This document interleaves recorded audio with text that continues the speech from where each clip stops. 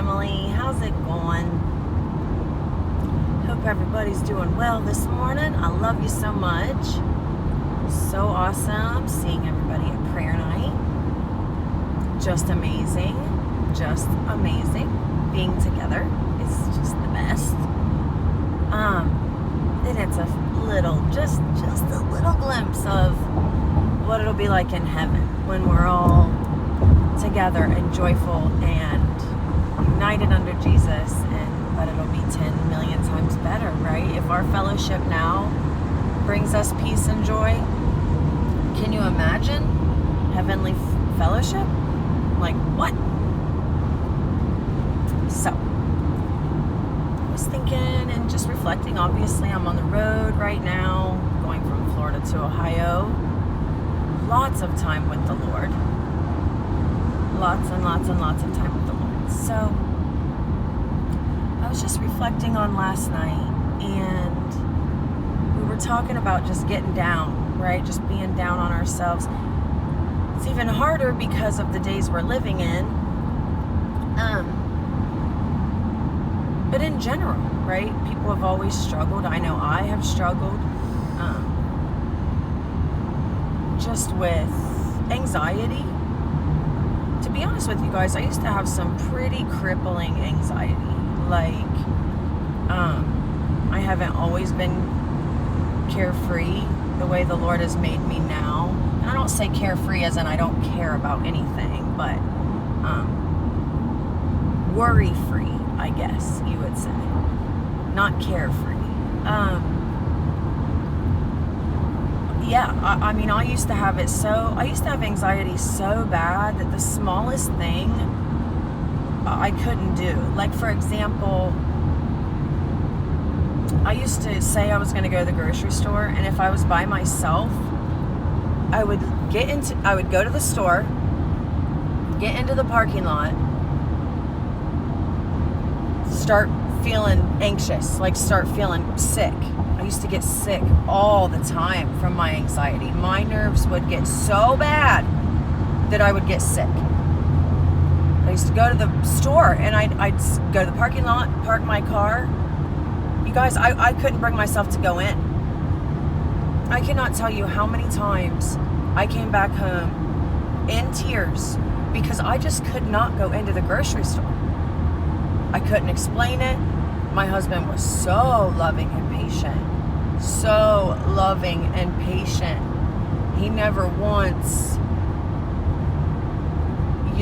got mad about it. He was very, very, very loving and very patient. But yeah, it can cripple you. When I knew that someone was coming over to like get their hair highlighted or something, I would hyperventilate. Or even something as stupid as if somebody sent me a voicemail and I hadn't listened to the voicemail yet, be like, I wonder what this says. Right? Used to overthink everything. I'd send a message, a text or something, and be like, oh, wait a minute. I wonder if it came across like this. Oh, shoot, should I send another one? Oh, no, I need to explain myself, right? Or I would have a conversation with someone and then go home and replay it in my head over and over and over and beat myself up. What if they took it like this? What if they thought I meant this? Oh my gosh, did I look at this person wrong? What if I did this and now it's going to affect my kids in this? Like, I just off the chains, off the charts. So it's just kind of, a God nod, that last night we were talking about anxiety and being depressed and worried and things like that. The only thing, guys, that took me now I went from not being able to go in Walmart, and this is nothing about me, so I'm not like tooting my horn. This is about the Lord. I used to not even be able to go into Walmart to buy a loaf of bread. And the Lord has brought me to now where I'm getting pulled around in a wig and oversized Elton John glasses and a silver cape, sitting in a car seat in a child's wagon with a blow-up microphone and a coffee cup. Only God can do that. Only God can do that. We can't make those changes in ourselves. We cannot rid ourselves of anxiety, guys. And like T read last night, we got to cast our anxieties on Him because He cares for us. And remember, His yoke is easy and His burden is light. He wants to take our load. We weren't meant to do it, okay? Just everything just always ties in so beautifully. In one of my friend chat groups yesterday, they were talking about, and so was another dear brother separately from that, talking about looking back where we've came. Not where are we now, right? Not where are we right now, but where were we a year ago, 6 months ago, 5 years ago, 10 years ago. It's really easy to focus on where you are and where you want to be and never look back and realize where you were and how far you've come and how far the Lord has brought you. So first thing I wanted to do was just tell you, if you have anxiety, not only do I completely relate to you, but you throw my natural awkwardness and my natural weirdness and just off. Just a little off, right? You put that with anxiety, no, it just wasn't happening. Total mess. So if that's you or if that has been you, I relate to you and you're not alone, okay? That being said, what changed it? Well, it was the Lord, okay? It was draw closer to Him, He draws closer to you. Humble yourselves in the sight of the Lord and He will lift you up, it says in Hebrews 12. So I got to the point where it was affecting my life. I was worried that my kids were going to see it and then become worriers and doubters and stressors and anxiety stricken themselves. And it's one thing if I have the anxiety and I have trouble functioning, but it was quite another if I pass that down to my kids. I couldn't do that. So that's when I turned to the Lord with it. And more so than that, that's when He grabbed a hold of me and changed me. I didn't do anything, guys. I didn't do anything. I didn't do anything.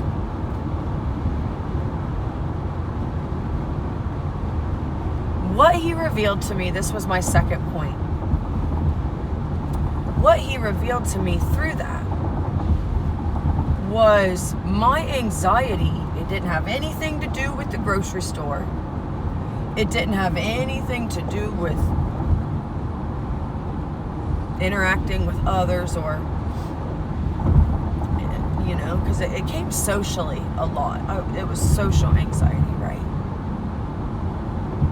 I mean, overthinking and everything, but I extra had anxiety about when I would interact with others. So what He showed me was my anxiety was not necessarily coming from interacting with others. It wasn't the grocery store. It had nothing to do with the store, the people. What it was, guys, was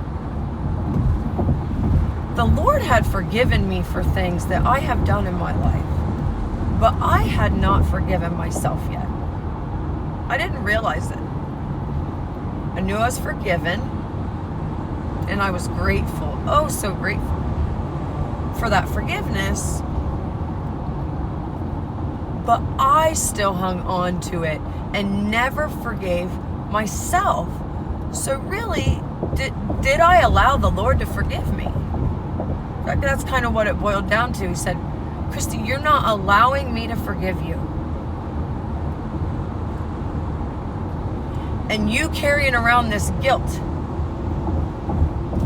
and this unforgiveness and this feeling of condemnation, you carrying that around all the time has given the enemy such a stronghold that you You say you know you're forgiven, but you don't live as though you're forgiven and have been set free. You're still holding on to this unforgiveness of yourself. And in doing that, you're not letting me forgive you. And that was, and when I spent time with the Lord and he told me that, and I started praying to him and asking him to help me forgive myself for some of the things that I had done. Once I accepted his forgiveness, fully accepted it by not continuing to not forgive myself. Well, you know, he kind of said, and I told you guys, he talks to me harshly. He's like, oh, I forgave you, I see, but you need to forgive yourself too, because you're just so great, right? I'm sure he talks in a much more loving way than that, but that's how I need to hear it. Yeah, you're right, Christy. I sent Jesus to the cross, but you just go ahead and not forgive yourself, because this is a two-step process. I have to forgive you, and then, no.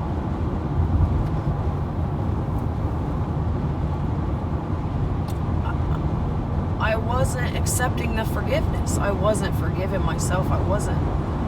And in doing so, it festered and manifested into just crippling anxiety, worry, doubt, weariness, hopelessness. But he changed all of that, and he changed it very quickly. So my point is, I'm going to let you go. My point is, if you struggle with anxiety, depression, or anything we started talking about last night, you are not alone. I have been there. And all glory be to God. He has taken it away. He's completely taken it away. I mean, guys, through this whole thing, I never once wore a mask into a grocery store, ever. So I went from not even being able to go in to going in unmasked and smiling at the greeters like, what's up? Oh, good afternoon, ma'am. Do you need a mask? No, I'm good. Thanks. God bless. Like, what? Only God can make a radical change like that. And guys, if you do struggle with this, there is a chance, a very good chance, that possibly you're not allowing the Lord to forgive you. You want to please him so much, but you hang on to this guilt. You feel guilty for things you've done, and you feel like you just, how could he forgive me? I know you forgive me, Lord, but that was really bad. No, guys, he forgives. He forgives. He forgives. He forgives. He forgives. He says in his word that he forgives. So guess what that means? It means he forgives.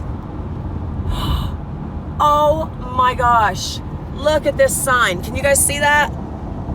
Forgive my sins, Jesus. Save my soul. I hope you can see that. I was saying forgive, forgive, forgive. And then there was a sign about Jesus, about forgiving. Whoa, that was cool. Animate mile marker 77. Whoa, God nod. So, I hope this made sense. I don't know. Half the things I say don't, but if you struggle with anxiety, you're not alone. God will and can and does heal that. You do not have to be a prisoner of that. Who the Son sets free is free indeed. And that means in our eternal life, but it also means in this life. Shed that guilt. Shed it. Shed that unforgiveness of yourself. That weight will just fall off of you and melt off of you when you just finally accept that forgiveness. Guys, Jesus didn't die in vain. Right?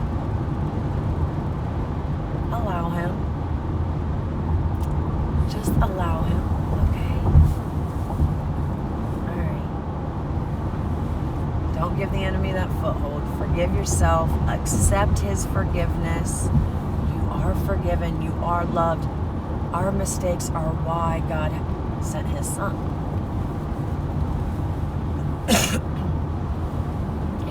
And you know, man says he has no sin, he's a liar, and the truth is not in him. Okay?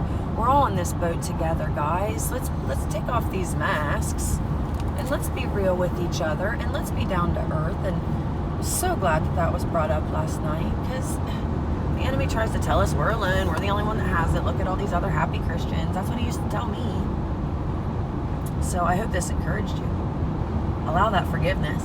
You're going to feel like you lost about 50,000 pounds. I love you. And Jesus loves you. And I will talk to you soon. God bless. Bye-bye.